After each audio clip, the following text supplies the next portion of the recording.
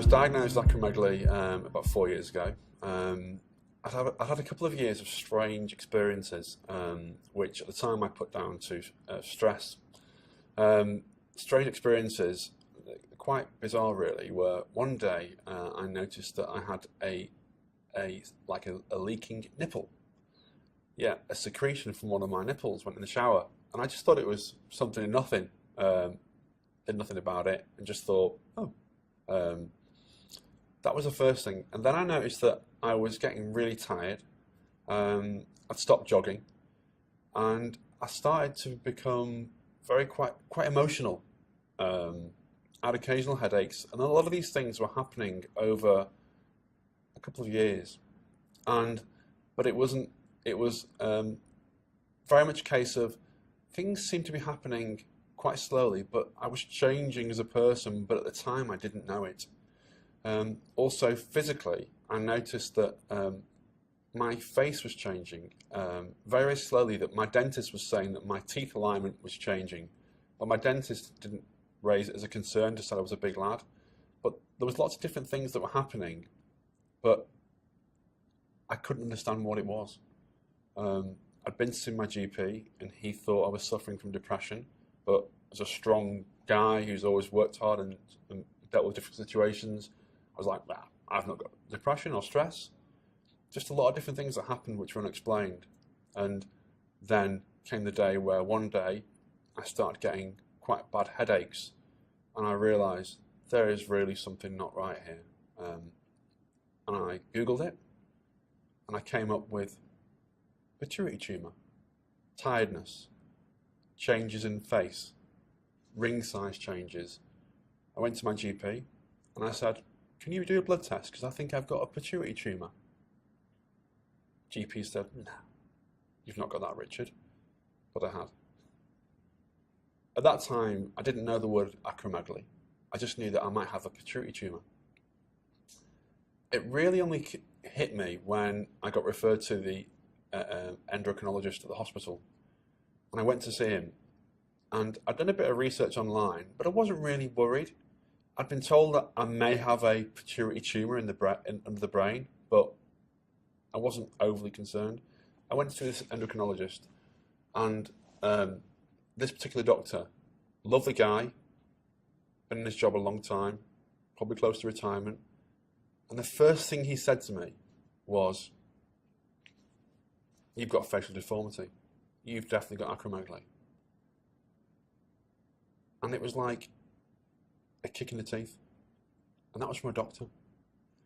And from that moment on, that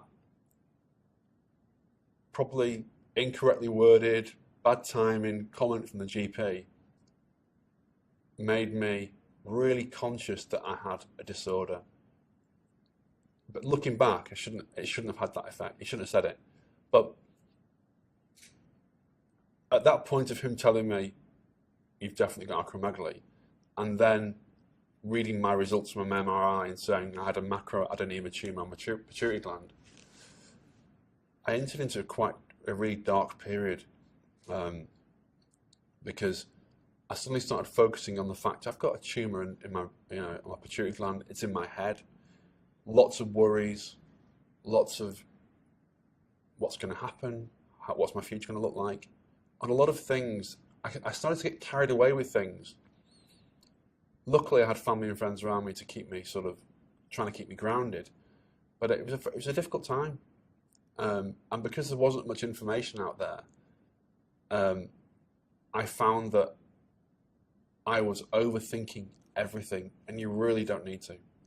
The biggest problem that I have had since pre-diagnosis to being diagnosed having treatment was body image. And that's probably something quite shallow.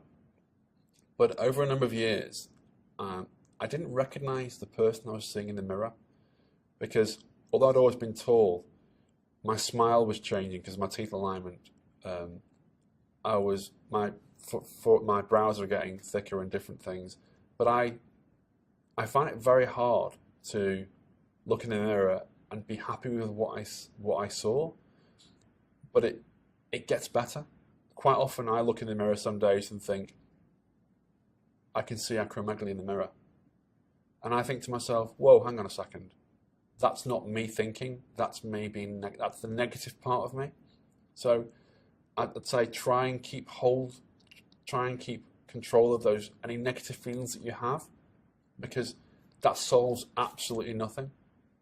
And you either face up to having a lifelong condition, or there are other options. So you've got to live with it, but just take it, be kind to yourself.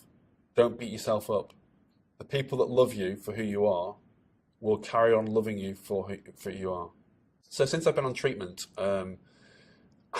I've completely changed in lots of ways. My well-being has increased.